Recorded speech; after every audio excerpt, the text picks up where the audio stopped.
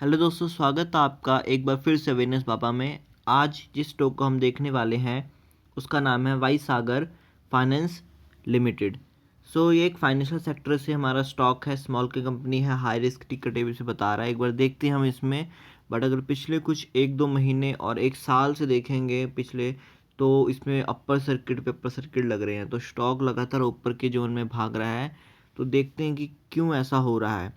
तो सबसे पहले एक अवेयरनेस जो कि मैं आपको बता दूं कि अगर एक कंपनी स्मॉल कैप है, यानी कि अगर इसके हम देखें एक बार, तो अप्रॉक्सीमेटली 13 करोड़ की ये कंपनी है, पूरा मार्केट कैप।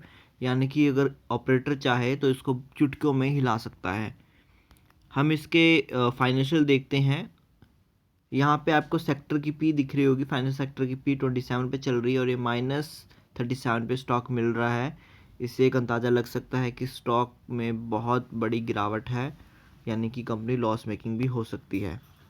वहीं पे डिविडेंड यील्ड की बात करें तो सेक्टर हमको 0.54% मिल रहा है, वहीं इस कंपनी हमको कोई अभी तक डिविडेंड नहीं दे रही है। एक बार हम फाइनेंशियल नंबर की तरफ बढ़ते हैं, जो यहाँ से हमको एक क्लियर कट डाटा समझ में आ जाएगा। बट अगर आप यहाँ थोड़ा सा देखो तो ये आपको जो ब्लू वाला दिख रहा है, ये हमको थोड़ा सा इनके रेवेन्यू की तरफ घुमा रहा है। तो रेवेन्यू जो कि आपको इसमें दिख रहा होगा, यहाँ पे रेवेन्यू बढ़ रहा है, but on the same time profit कुछ नहीं है। ठीक है, दिख भी नहीं रहा। एक्चुअल फाइनेंशियल नंबर में हम जाते हैं तो थोड़ा एक डिटेल पता लग जाएगी हमको। यहाँ पे आप अगर टोटल रेवेन्यू की बात करोगे तो ये टोटल रेवेन्यू है, तो आप देख रहे हो टोटल रेवेन्यू धीरे धीरे बढ़ रहे हैं और बीच में डिप भी हुआ है। 18 की बात करें 17 के मुकाबले, और 19 की बात करें 18 के मुकाबले, 20 में थोड़ा सा इंक्रीज़ हुआ है और 21 में एकदम शूट शार्प इसमें आपको देखने को मिल रहा है। सेम टाइम एबिडिटा जो कि इसकी पूरी डिटेल बताता है कि इंटरनल क्या है, वहाँ पे हमको कुछ नहीं देखने को मिल रहा, ना खास नेगेटिव में जा रहे हैं। नंबर बड़े हैं 20 से 21 में, बट नेगेटिव में, और ये नंबर करोड्स में है। ये इस तरीके का कुछ सिनेरियो है। अगर हम नेट इनकम देखें, रेवेन्यू 2021 में बढ़ा हुआ है, बट अगर नेट इनकम देखें कंपनी के पास एक्चुअल कितना प्रॉफिट आया, तो प्रॉफिट नहीं आया बल्कि लॉस आया, और लॉस भी वो ज़्यादा हो गया एज़ कंपैरिजन को अगर करें हम 20 से 21 का। यहाँ पे क्लियर कट इंडिकेशन आपको दिख रहा है कि कंपनी का फंडामेंटल टोटली वीक चल रहा है। अर्निंग पर शेयर भी देख सकते हैं, ये भी धीरे धीरे गिर ही रहा है, माइनस में जा रहा है। ठीक है, और इंक्रीज होता दिख रहा है माइनस में। एक बार हम इस कंपनी का जो क्वार्टरली रिजल्ट है वो भी चेक कर लेते हैं, क्या पता क्वार्टर में अच्छा परफॉर्म कर रहा है पिछले 3-4, उसकी वजह से इसमें इतना अच्छा ग्रोथ देखने को मिल रहा है। वो भी हमको क्लियर हो जाएगा।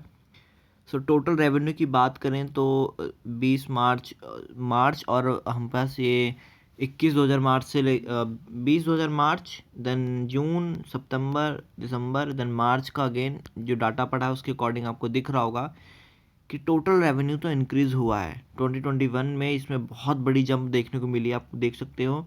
दिसंबर 2020 से मार्च 21 में, जो कि पिछले 3 महीने का रिकॉर्ड है, उसमें मैसिव ग्रोथ देखने को मिल रही है। बट अगेन जून में ये डाउन चली गई और सितंबर में थोड़ी सी डाउनवर्ड चली गई।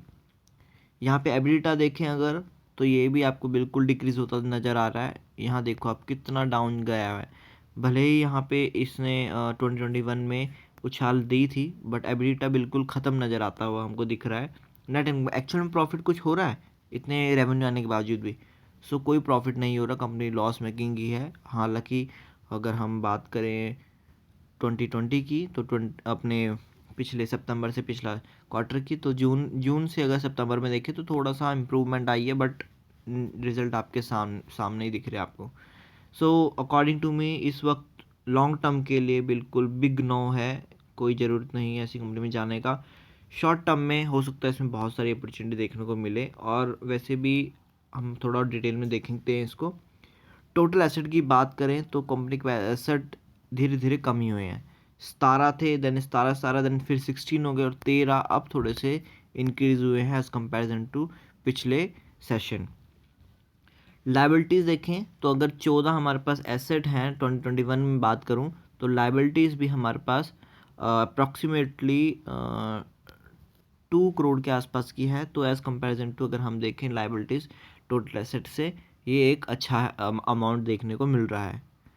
तो ये एक पॉजिटिव पॉइंट है कि कंपनी में इतना कोई कर्ज नहीं है अभी, ठीक है।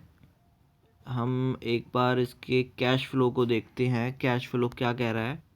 सो एक बार फ्री कैश फ्लो देखते हैं और आपको दिख रहा होगा ये भी नेगेटिव देखने को मिल रहा है, 0.4 करोड़, 0.2 करोड़, मतलब कि एकदम बिल्कुल नील कैश फ्लो दिखता हुआ दिख रहा है।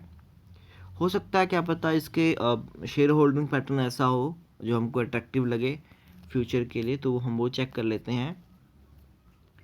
सो प्रमोटर के पास देखें, यहाँ आप मुझे बताओ, अगर आपकी कंपनी है और आपकी कंपनी के शेयर आपके पास ही नहीं, इसका मतलब क्या है, कंपनी पे आपको भरोसा नहीं है, डामाडोल हो सकती है। यहाँ पे प्रमोटर के पास जिनके मालिक है उनके शेयर देख रहे हो आप, 5.34%, क्या ही है ये। चलो देखते हैं किसके पास है, म्यूचुअल फंड, कोई इंटरेस्ट नहीं म्यूचुअल फंड का इस कंपनी में। म्यूचुअल फंड से ज़्यादा होशियार तो शायद हम नहीं होंगे, क्योंकि बड़े बड़े फंड मैनेजर उसको मैनेज कर रहे हैं, ठीक है।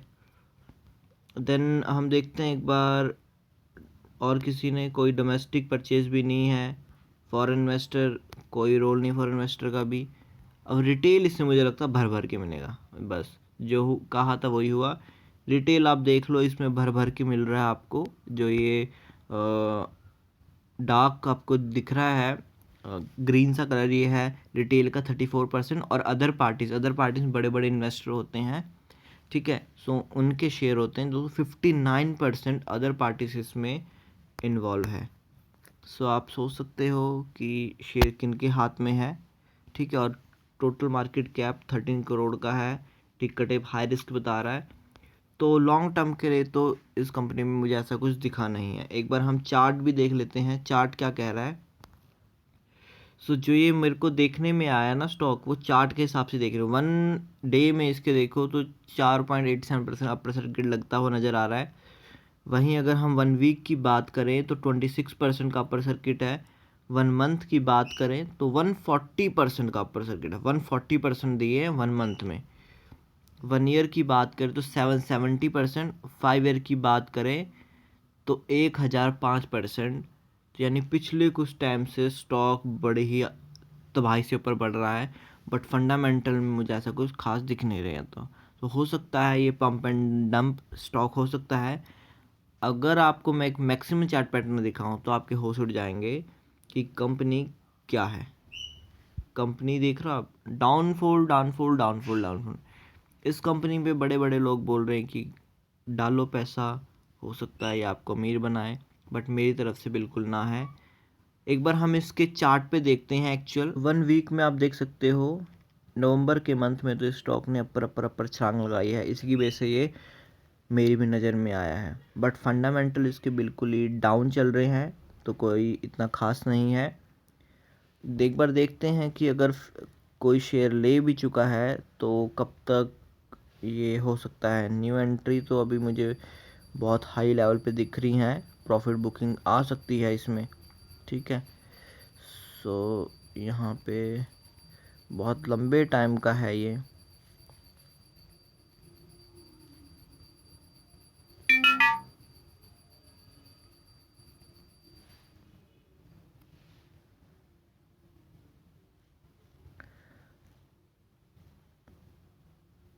तो लॉन्ग टर्म की अगर बात करें, अगर पॉजिटिव मूवमेंट रहा इसमें, सब ऐसी बाय करते रहे, तो ये 40 के टारगेट भी दिखा सकता है हमको। बट व्यू है अप्रॉक्सीमेटली अबव देन 6 और 7 मंथ की बात कर रहा हूँ मैं। बट फंडामेंटल इसके बिल्कुल कमज़ोर है। टेक्निकल हमको थोड़ा बता रहे हैं कि शॉर्ट टर्म में हो सकता है, और हो सकता है ये ऑपरेटर की चाल हो, बिल्कुल फंसाया जा रहा हो आपको और फिर ये धड़ाम से नीचे गिरने जा रहा हो। बाई एंड सेल से तो recommendation, by and cell recommendation बिल्कुल नहीं है यहाँ पे आपको। और मैं तो कहूँगा इन कंपनी से दूर रहो यार, बहुत अच्छी अच्छी कंपनी है। TCS होगी हमारी, ठीक है, और भी बहुत सारी कंपनी है, एशियन पेंट होगी, बड़ी बड़ी कंपनी में कम से कम ये तो है कि सेफ तरफ चल रहा है पैसा, ठीक है। और बाकी तो सब आपके ऊपर, आप खुद समझदार हो, मैंने पूरा आपके सामने डिटेल रख दी है।